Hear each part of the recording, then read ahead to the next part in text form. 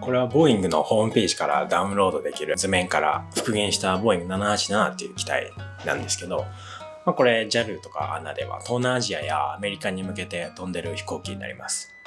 機体の長さだったり翼の長さっていうのは機種によって違うんですけど、基本的にみんなこんな形してますね。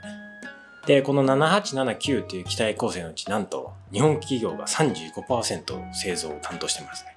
それも主翼、この一番大きい翼のところですね。あとは胴体の一部を担当しているということですから、結構メインのところですね。意外ですね。はい。企業としては三菱重工だったり、川崎重工、あとはスバル。で、その材料を作っている東レとかがあります。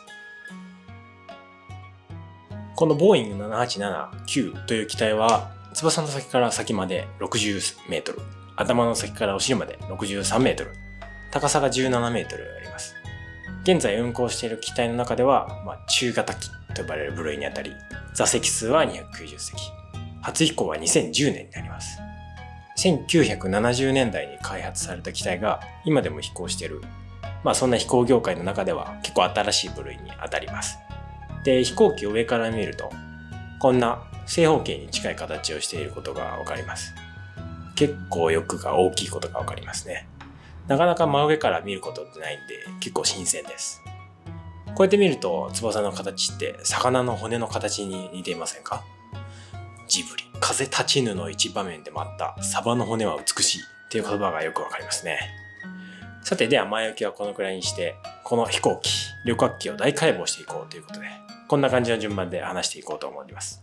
今回話すのはここ、飛行機と車の違いっていうところについてですね。理系の基礎知識がなくても分かるように説明していきますので、ゆっくり見ていってください。ではまず、飛行機と車の違いはという大前提のところからお話ししていきたいと思います。皆さん、飛行機と車の違い分かりますか？全部違うんですが、その中でも今回はこういう違いに着目したいと思います。飛行機は空間を移動するもの。車は平面を移動するもの。どちらも移動する手段であることに変わりはありません。が、違うのは、車は前後左右の平面を移動し、飛行機は前後左右に加えた上下の空間を移動します。ここが大きなポイントになってきます。車は前向きに進んでいるので、進むために必要な力としては前向きの一方向だけです。しかし飛行機は前に進むのはもちろん、飛ぶ必要があるため上向きの力も必要となってきます。つまり前と上、二方向の力が必要となるということがわかります。これが飛行機と車の大きな違いになってきます。そしてこの飛行機に必要な2つの力を生み出しているものとして、上空方向、上方向の力を翼が生み出しています。これ厳密には翼と読むんですが、わかりやすいので翼と呼びますね。結構専門家は翼と呼ぶんで、かっこよく言いたい人は翼と呼びましょう。そして進行方向、前向きの力はエンジンが生み出しています。翼の下についている丸い、あれですね。あれ。